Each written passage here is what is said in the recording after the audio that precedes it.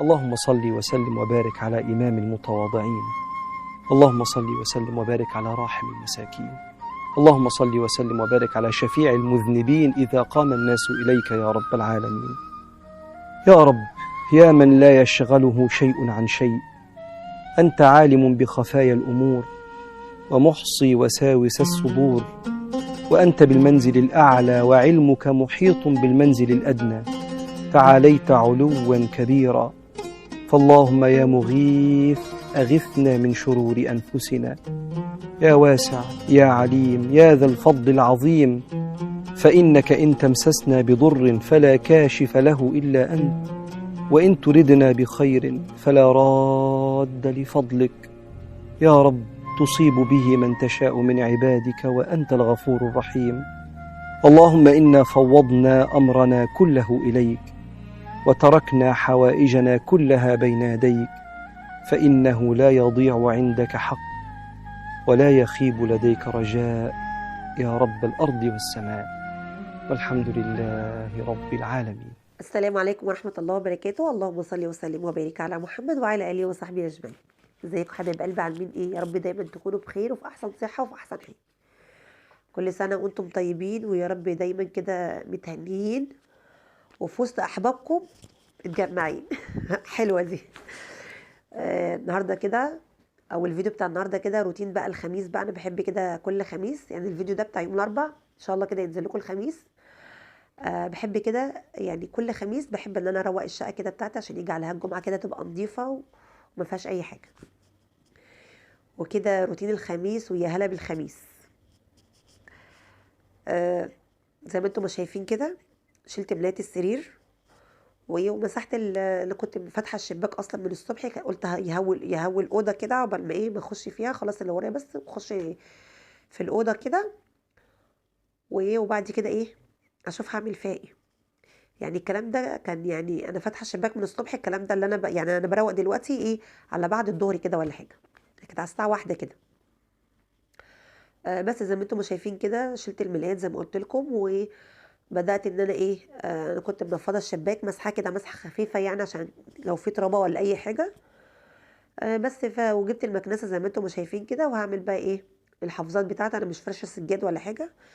ما بحبش اول ما بتخش الصيف كده، ما بحبش افرش السجاد الصراحه ولا حاجه. بحس ان هو بيبقى خفيف عليا كده، ان انا اشيله وامسح، حتى لو مش لازم ان الكاميرا تبقى مفتوحه وانا بمسح او اصور لكم وانا بمسح.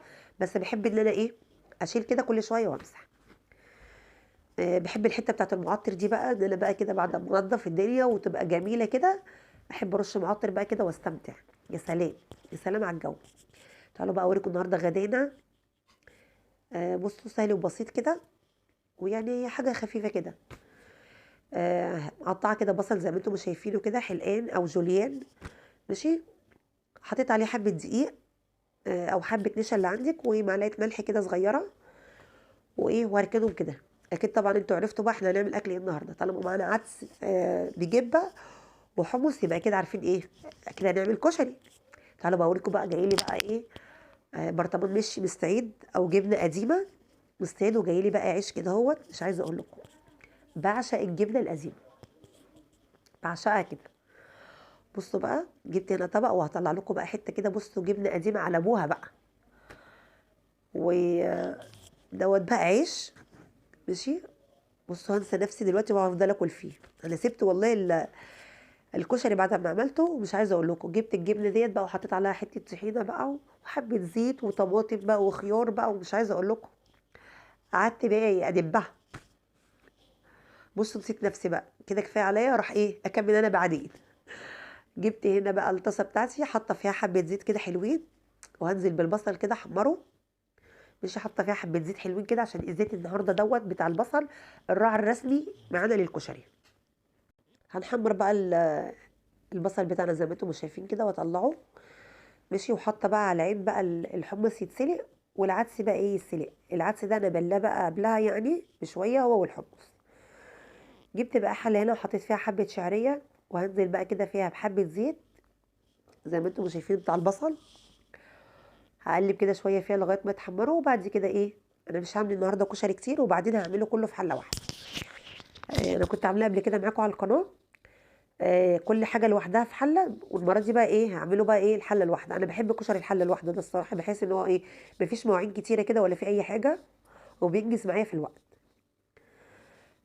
وبعدين كده كمان بحب اصلا كمان ان انا بقى يعني ابقى بله العدس قبلها بشويه، مثلا بساعه او بساعتين، كل ما تبليه اكتر يعني كل ما بيبقى حلو. واحط العدس ده اصفيه واسيبه ايه مع الرز والمكرونه وكل حاجه يسووا في قلب بعض. بس عند جوزي بقى ما بيحبوش كده، بيقعد يقول لي لا، بحس ان العدس لوحده ده كده بيبقى طعم تاني حلو. بس زي ما قلت لكم، انا حطيت حبه رز بقى وفضلت اشوحهم شويه كده مع الشعريه بعد ما الشعريه اتحمرت طبعا. ومعايا هنا بقى ايه حبه برضو ايه بتاع ربع كيلو مكرونه كده سباكيتي، وربع كيلو طبعا مكرونه مقصوصه. ونزلت بحبه ملح وحبه كمون وميه مغليه بقى، وهوريكم ايه يعني الميه اخرها لغايه فين، عشان الرز ما يطلعش معاكي معجن ولا المكرونه تطلع معاكي معجنه، كل حاجه تبقى واخده ايه السوا بتاعها المظبوط. هنا بقى جبت حله تانية، هعمل بقى كده الصلصه بتاعت الكشري. مش عايزه اقول لكم بيبقى طعمها مسكر بالطريقه دي. نزلت كده بحبه زيت زي ما انتم ما شايفين، ومعلقه تومه كده مدقوقه. البصله بتاعتي بس كده تتحمر، وبعد كده ايه هنزل بيها بكيس صلصه، هسيبها بقى تتسبك. وبعد كده ايه هحط فيها حبه سكر، وهوريكم التوابل ايه. مش هحط توابل، هو حبه ملح وحبه سكر بس. والعيال التانية حاطين الرز طبعا فيها عليها وسايبينها ايه تستوي براحتها على الاخر خالص. ماشي. وما تنسيش حبه السكر، حطيت حبه ملح وما تنسيش حبه السكر عشان خاطر ايه الحموضه. وبعدين ده كشري بقى. هنركن كده الصلصه بتاعتنا بقى كده، ندخلها على العين اللي جوه، وهنجيب بقى كده حله تانية عشان نعمل فيها ايه الشطه بتاعت الكشري. لا تقولي لي بقى كشري ابو طارق ولا كشري هندي ولا الكلام ده خالص. مش عايزه اقول لكم بقى، اللي بياكل الكشري بتاعي ده بيقعد يعني والله مش شكر في نفسي ولا حاجه، بس بيعجبه. هنا جبت حبه زيت برضو، نزلت فيهم كده بمعلقه صلصه. هتقولي لي طب ما خدتيش صلصه بتاعه الكشري ليه؟ لا، انا عايزه الصلصه اللي هي ايه اللي هي المعلبه دي. عادي انت عايزه تاخدي برضو صلصه من بتاعه الكشري عادي، بس انا بحب الصلصه المعلبه دي مع الشطه. نزلت كده بمعلقه الصلصه في قلب الزيت وسبتهم كده يتشوحوا شويه. وبعد كده نزلت بمعلقه شطه برضه، هسيبهم كده يتشوحوا شويه. مش عايزه اقول لكم انا قعدت اكح في الحركه دي قد ايه. بعد كده ما تشوحوا شويه نزلت كده بحبه خل، هقلبهم كده شويه مع بعضيهم. واول ما يغلوا يعني هتشوفوهم كده، اول ما يغلوا على البوتاجاز خلاص كده ادفع عليهم البوتاجاز زي ما انتم شايفين كده. وبعد كده بقى ايه هجيب طبق واحطهم فيها. هنا كانوا خلاص غلوا معايا. هجيب طبق بقى كده واحطهم فيها زي ما انتم شايفين. ويا سلام على معلقه الشطه دي، يا خراشي. هي والدقه بيودوا الكشري ده في حته تانية خالص. هم اساس الكشري اصلا، هم اللي بيدوا للكشري طعم. هجيب برضو كده حله تانية وهنزل فيها بحبه صلصه، بحبه قصدي زيت. بصوا الزيت بتاع البصل ده يعني مش عايزه اقول لكم بيدخلينه في كل حاجه. هنزل كده بمعلقه تومه. انا هنا هشوحها بس، خليها تدبل، مش عايزاها تاخد ايه لا تتحمر ولا تاخد لون معايا، عشان لو اتحمرت بتبقى عايمه على وش الدقه كده من فوق. لا، انا عايزاها ايه تبقى في الدقه من تحت، مش عايزاها تبقى عايمه كده على الوش من فوق. بص هي يا دوبك دبلت معايا ما اتحمرتش. ماشي. هنزل بقى بحبه كمون وحبه كزبره، ويا خراش يشموا الريحه بقى وانتوا بتنزلوا بحبه الكزبره على التومه وهي ايه بتتشوح. يا خراشي على الجمال وعلى الريحه وعلى الطعم. اقلبهم كده تقليبه كده معايا. وبعد كده هجيب برضو حبه خل وايه وهطش بيهم بقى ايه الطشه بتاعتنا دي. يا خراشي الدقه دي بقى والله اعمليها بالطريقه دي هي والشطه، وكلي احلى طبق كشري. انا كده طشيتهم بالخل، واول ما تغلي برضو معايا هشيلهم كده ايه من على البوتاجاز. ظبطي كده الملح بتاعك. ايه هحط هنا حبه ملح صغيرين كده بتاع ايه نص معلقه صغيره ملح. وايه وخلاص كده هشيلها كده احطها بقى في الطبق، وهوريكم دلوقتي واحنا بنغرف الاكل كان طالع عامل ازاي. بس كده بصوا بقى، شايفين الجمال يا خراشي. ده كفايه ريحتها بس، مش طعمها. مش عايزه اقول لكم قبل ما تدوقوها كفايه الريحه بتاعتها. بصوا بقى الرز بتاعنا بقى والمكرونه طالعين مفلفلين ازاي، لا معجنين ولا اي حاجه، يا دوبك زي ما قلت لكم كده غطيت الوش بتاعها، ما سبت يعني ما زودتش الميه قوي، اقل كمان من الوش بتاعها، يعني انا ما غطيش كمان الوش بتاعها خالص ميه، لا اقل منه يعني سنه بسيطه كده. هبدا بقى دلوقتي كده زي ما انتم شايفين اغرف في الاطباق. بصوا بوريكم شكله عامل ازاي.